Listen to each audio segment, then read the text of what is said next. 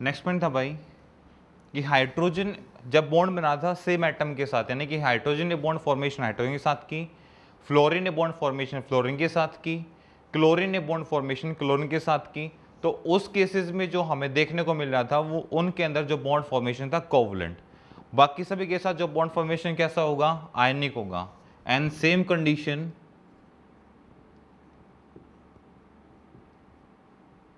For alkali metals.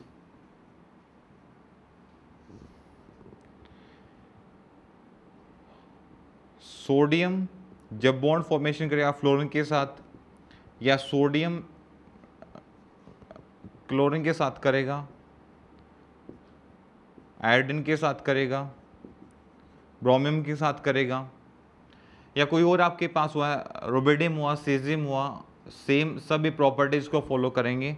बाकी जो हमारे पास स्पेशल केस निकल के आता है वो हमारे पास आता है लिथियम वाला। Lithium is also alkali metal,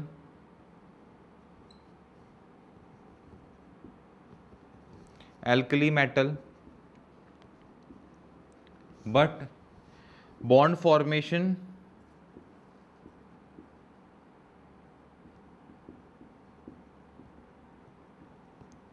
will be covalent in nature।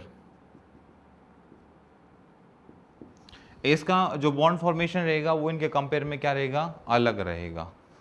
अब मैं आयंस की बात करता हूं, तो जो आयनिक साइज होगा, size of ion, next topic हमारा क्या रहेगा, साइज ऑफ आयन, ठीक है, H पॉजिटिव, ठीक है।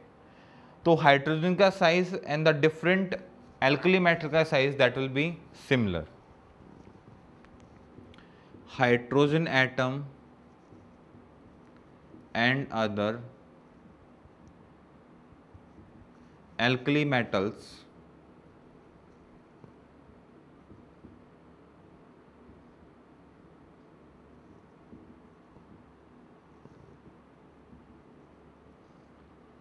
size will be same। Examples के लिए बात करते हैं।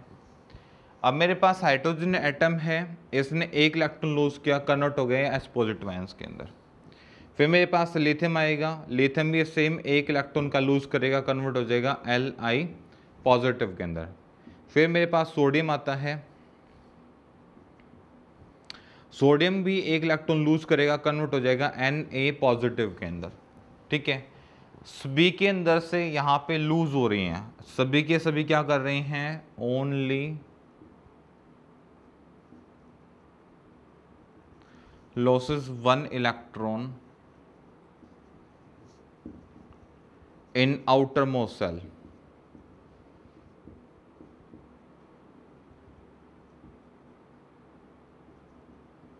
in outermost cell, and all are the show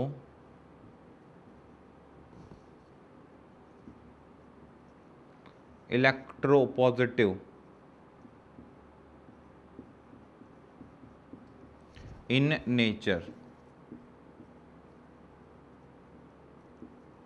और सभी के सभी जो अपना बिहेव शो कर रहे हैं। अब देखो भाई, यहाँ पे हाइड्रोजन का नेचर और डिफरेंट मेटल का नेचर दोनों अलग अलग चीज़ें हैं। बट यदि मैं वही चीज़ बात करता हूँ हाइड्रोजन के केस में, तो यहाँ पे हाइड्रोजन की प्रॉपर्टी अदर एल्कली मेटल के साथ मैच कर रही हैं। क्यों, हाइड्रोजन भी यहाँ पे जो अपना बिहेव शो कर रहा है वो एज ए इलेक्ट्रोपॉजिटिव शो कर रहा है, और अदर मेटल जो आपके पास हैं एल्कली मेटल जिनको आप बोलते हो, उनका जो बिहेव है वो भी एज ए इलेक्ट्रोपॉजिटिव शो कर रहा है, ठीक है। राउट डाउन करें, फिर हम स्टार्ट करते हैं नेक्स्ट टॉपिक। नेक्स्ट टॉपिक आता है हमारा प्रिपरेशन ऑफ डी नाइट्रोजन। तो ये तो हमें पहले से पता है कि भाई हमारा जो हाइड्रोजन है वो एग्जिस्ट नहीं करता मोनोटोम फॉर्म में। स्ट्रक्चर हम हाइड्रोजन का मोनोटोम फॉर्म में जो स्ट्रक्चर है उसके बेस पे हम स्टडी नहीं कर सकते, ना ही उसकी फिजिकल प्रॉपर्टीज़, ना ही उसकी केमिकल प्रॉपर्टीज़, और ना ही उसके बिहेव्स को। तो जब हमें प्रिपरेशन जो करनी पड़ेंगी वो भी हमें डायटोमिक फॉर्म में ही करनी पड़ेंगी, उनको भी हम मोनोएटॉमिक फॉर्म में प्रिपेयर नहीं कर सकते। इसलिए हमें क्या भाई, प्रिपरेशन ऑफ डी नाइट्रोजन, और जो प्रिपरेशन होती है वो हमारी 3 टाइप्स से होती है।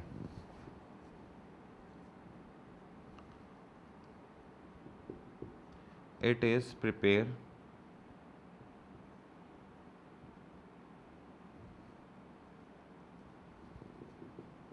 into 3 types.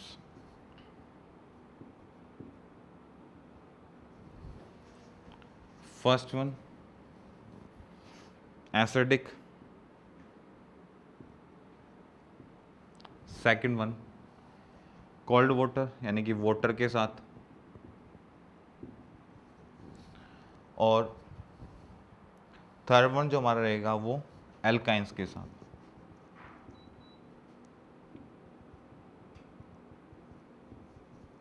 ठीक है, हम इन 3 के साथ क्या करेंगे, इसकी प्रिपरेशन को हम कंप्लीट करेंगे। यहाँ पे हमारे पास जो मेजर फैक्टर रहेंगे, अब देखो भाई, हॉट वाटर में सबसे पहले हमें फिजिकल प्रॉपर्टी यानी कि क्लासिफिकेशन एलिमेंट में हमने डिस्कस किया था कि जो आपकी हॉट प्रॉपर्टीज़ रहेंगी, यानी कि जो प्रॉपर्टीज़ आपके पास रहेंगी जहाँ पे हम हॉट वाटर यूज़ करेंगे, तो वहाँ पे आपके पास एक स्पेशली केस होगा ट्रांजेक्शन मेटल्स, कि जितने भी आप रिएक्शंस करेंगे वो ट्रांजेक्शन मेटल के रिस्पेक्ट में आपको करनी पड़ेंगी। और जब सॉफ्ट मैटर की बात करते हैं तो वो एल्कली मेटल के साथ हम करेंगे। तो हमारा जो फर्स्ट जो प्रिपरेशन है वो हम कर रहे हैं भाई यहाँ पे कोल्ड वाटर के साथ। कोल्ड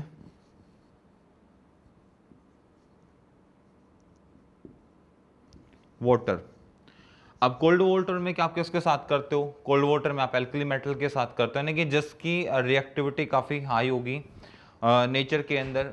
आप यहाँ पे जो रिएक्ट करेंगे वो उसी के साथ पॉसिबिलिटीज़ हैं।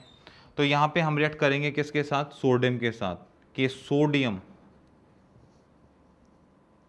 क्या करेगा, sodium react with water, then make sodium hydroxide, then make sodium hydroxide and liberate H positive ion या H2 gas.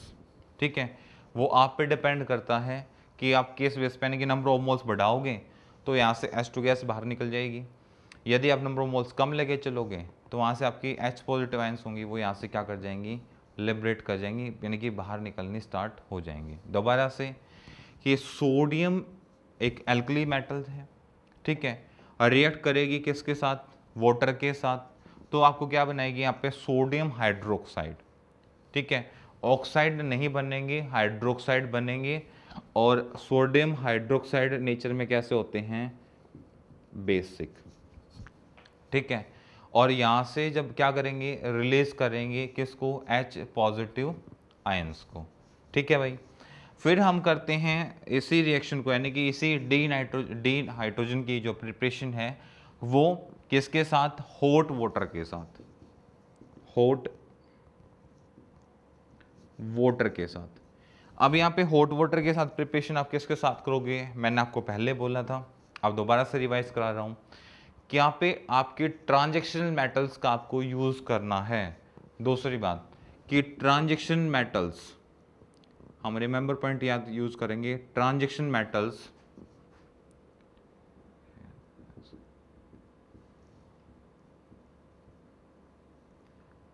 Transaction metals does not react in nature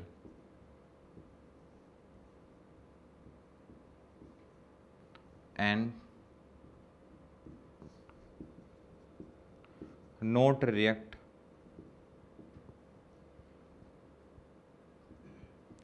to cold water, only react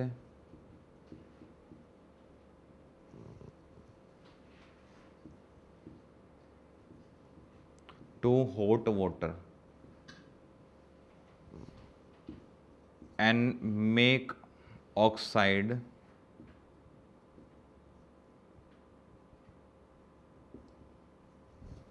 and make oxide, and oxide are acidic in nature। ये भी हमारे पास क्या होगी, एक खास बात है।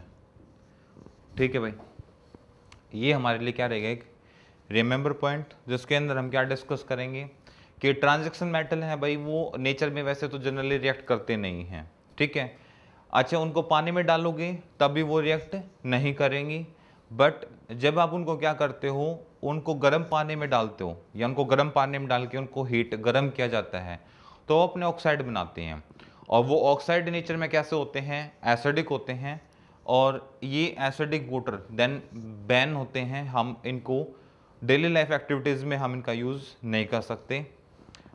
वही प्रिपरेशन हम कर रहे हैं हॉट वाटर के साथ, तो हॉट वाटर के साथ रिएक्शन कौन करेगा, यही ट्रांजैक्शन मेटल करेंगे हमारे साथ। यहाँ पे जो ट्रांजैक्शन मेटल होंगी वो कहाँ तक होंगी, ग्रुप नंबर 3 से ग्रुप नंबर 12 तक के जो एलिमेंट्स होंगे, 12 तक के जो एलिमेंट होंगे उनको हम ट्रांजैक्शन एलिमेंट के नाम से जानते हैं, बट ग्रुप नंबर 12 को हम ट्रांजैक्शन एलिमेंट नहीं कहेंगे। ये हम जब चैप्टर में आएगा तब डिस्कस करेंगे।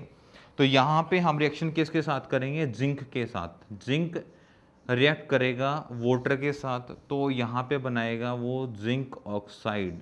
ठीक है, और यहाँ से निकलेगी H2 गैस, H2 गैस। ठीक है, आप ये रिएक्शन कॉपर के साथ भी कर सकते हो, ये रिएक्शन आप स्कैंडियम के साथ भी कर सकते हो। जब कॉपर रिएक्ट करेगा वाटर के साथ तो सेम, जब वो क्या बनाएगा, कॉपर ऑक्साइड, और यहाँ से निकलेगी H2 गैस। इन दो रिएक्शंस का मैंने यूज़ किस लिए किया है, क्योंकि जिंक भले ट्रांजैक्शन मेटल है और आप भले इसको as a heavy metal use करते होगे, बट जो इसका मेल्टिंग पॉइंट रहता है वो एल्कली मेटल से भी लो रहता है।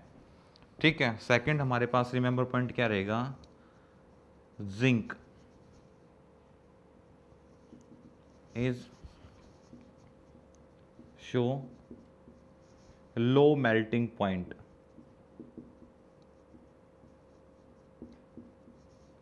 Compare to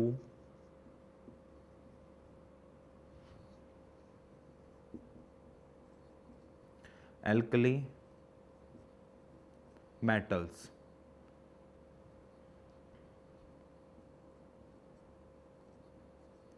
approx